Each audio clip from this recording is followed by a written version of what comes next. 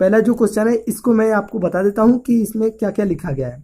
निर्धारित कीजिए कि क्या निम्नलिखित संबंधों में से प्रत्येक स्वतुल्य सममित संक्रमक है। तीन चीजें हैं, स्वतुल्य है, सममित है और संक्रमक है।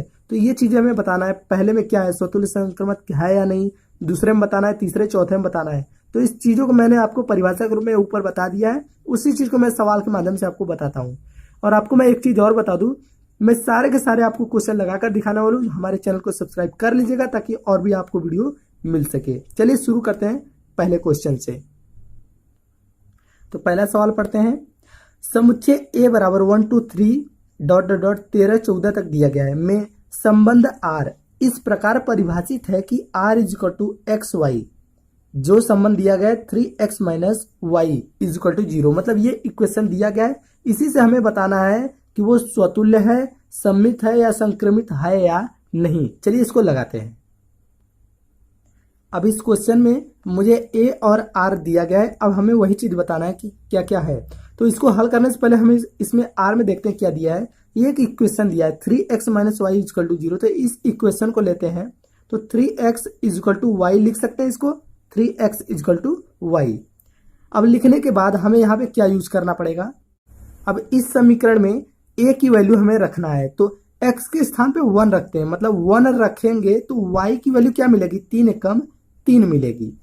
ठीक है। अब x के स्थान पे 2 रखेंगे तो क्या मिलेगा, 3 दूनी के 6 मिलेगा। 3 रखेंगे तो क्या मिलेगा, 3 तिरिके 9 मिलेगा। 4 रखेंगे तो क्या मिलेगा, 4 तिरिके 12 मिलेगा। 5 रखेंगे तो 5 तिया के 15 मिलेगा। इस तरह से ये मिलता जाएगा डॉट डॉट डॉट, कितना तक, यहां तक ये मिलता जाएगा।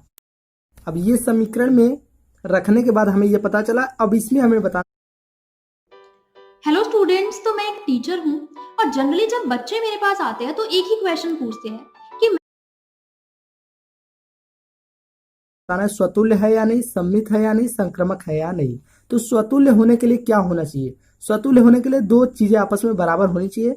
जैसे यहाँ पे 1 3 है तो ये 1 1 होता तो स्वतुल्य हो जाता, लेकिन 1 3 है, ये नहीं है। 2 6 है, ये अलग अलग है, ये भी नहीं है, किसी में नहीं दिख रहा है। तो कह सकते हैं 1 1, मतलब आपस में क्या है, दोनों बराबर नहीं है, नॉट बिलोंग टू आर, ये इससे संबंधित नहीं है, या कह सकते हैं स्वतुल्य नहीं है, स्वतुल्य नहीं है। सममित पे आते हैं, सममित का मतलब दिया है, जैसे देख लेते हैं 1 3 है तो 1 3 तो है, लेकिन 3 1 भी तो होना चाहिए कहीं ना कहीं। तो ये आपस में क्या होगा, बराबर होना चाहिए। देखिए 1 3 है, 3 1 कहीं है, कहीं नहीं है 3 1, तो इसलिए ये भी क्या है, ये भी नॉट बिलोंग टू आर, मतलब सममित नहीं है। अब तीसरे पे आते हैं। तीसरा जो दिया गया है संक्रमक, संक्रमक का मतलब होता है सभी आपस में बराबर होना। अब सभी आपस में देखते हैं बराबर है या नहीं। जैसे 1 3 और 3 9 बिलोंग टू आर, मतलब ये चीजें तो मिल गए 1 3 3 9। अब ये दो चीजें तो मैंने समान कर लिया, 1 3 है, 3 9 के बराबर है, लगभग ये दो चीजें तो समान मिल गई। अब तीसरा देखते हैं बराबर मिलता है या नहीं, 1 9। अब ये देखिए इसमें 1 आ गया, 1 9 है 9, दो चीजें सब समान मिल गई, लेकिन ये भी क्या है, हमारा संक्रमक नहीं है, संक्रमक नहीं है। मतलब कहने का मतलब ये चीजें होना चाहिए, अगर ये चीजें होता तो संक्रमक होता। 1 3 3 9 1 9 ये आपस में बराबर है, लेकिन ये चीजें इसमें मौजूद नहीं है जो हमारा क्वेश्चन है। 1 3 2 6 3 9 4 12 5 15 ये चीजें मौजूद है। अगर ये चीजें मौजूद होता कहीं ना कहीं तो हमारा संक्रमक हो जाता। तो पहले क्वेश्चन को मैंने बता दिया है। चलिए अगले बढ़ते हैं। दूसरा जो क्वेश्चन दिया गया है, ये प्राकृतिक संख्याओं के समुच्चय n में r x y है, जो संबंध दिया गया y बराबर x प्लस 5 तथा x लेस देन 4 द्वारा परिभाषित संबंध r क्या होगा, सम्मित होगा, स्वतुल्य होगा, संक्रमक होगा या नहीं, ये चीजें है। तो मैं दूसरों को भी बता देता हूं, आपको समझ में आ जाएगा कि सम्मित, स्वतुल्य और संक्रमक क्या होता है। यही क्वेश्चन है नंबर 2। प्राकृतिक संख्याओं का समुच्चय n बराबर 1 2 3 4 5, ये प्राकृतिक संख्या है, मैंने ले लिया है, डॉट डॉट डॉट अनंत तक जा सकता है।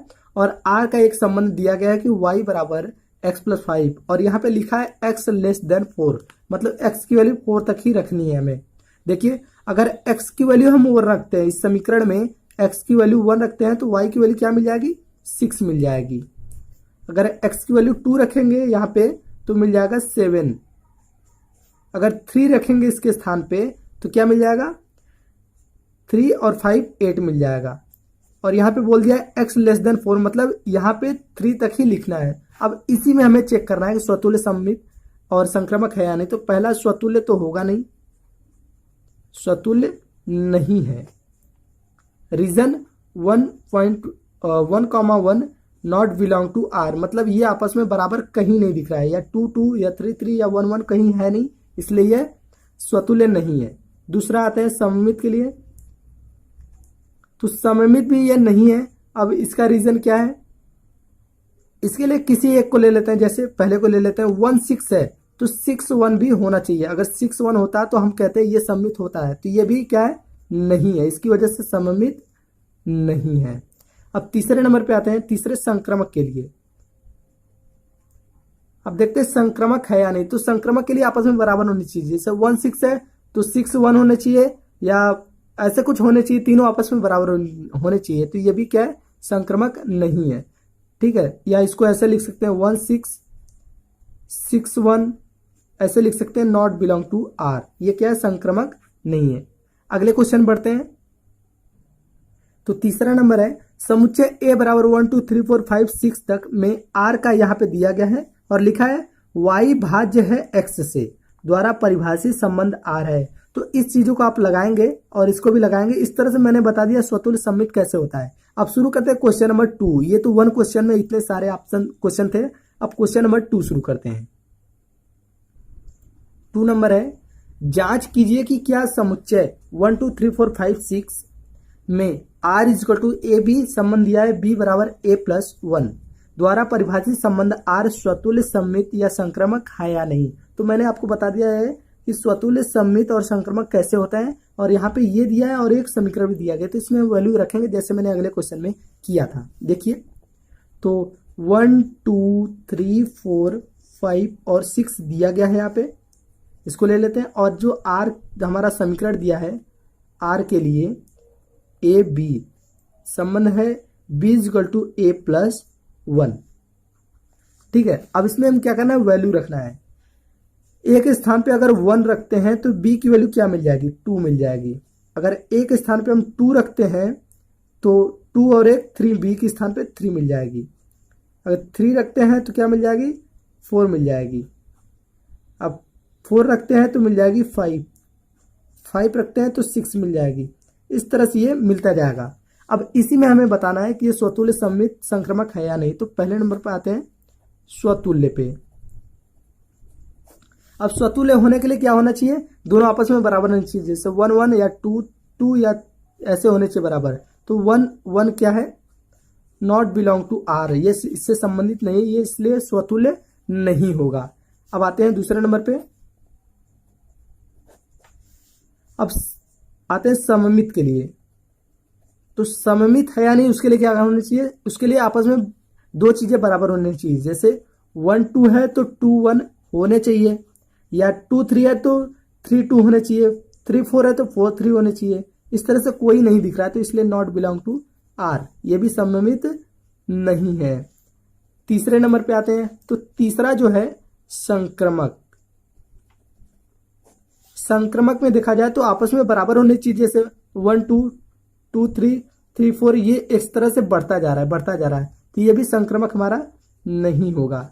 संक्रामक किस स्थिति में होता है, 1 2 2 3 या 3 1 ऐसे अगर होता तो हमारा हो जाता है। ये हमारा इस तरह से क्वेश्चन में नहीं है, इसलिए ये संक्रामक नहीं है। तो उम्मीद करते हैं पूरी तरह से आपको समझ में आ गया होगा। इस अध्याय में मैंने केवल 2 ही क्वेश्चन बताया है। ठीक है, आगे मैं अगले भाग में मैं बताने वाला हूँ इसके आगे के क्वेश्चन। अगले भाग को देखने के लिए अभी यहाँ पे कुछ इस तरह से दिखेगा, इसमें प्रीवियस और इसमें नेक्स्ट दिखेगा, और यहाँ पे आप क्लिक करके देख सकते हैं। साथ ही बीच में सब्सक्राइब का ऑप्शन आएगा, सब्सक्राइब नहीं किया तो इस पर क्लिक करके सब्सक्राइब कर लीजिएगा।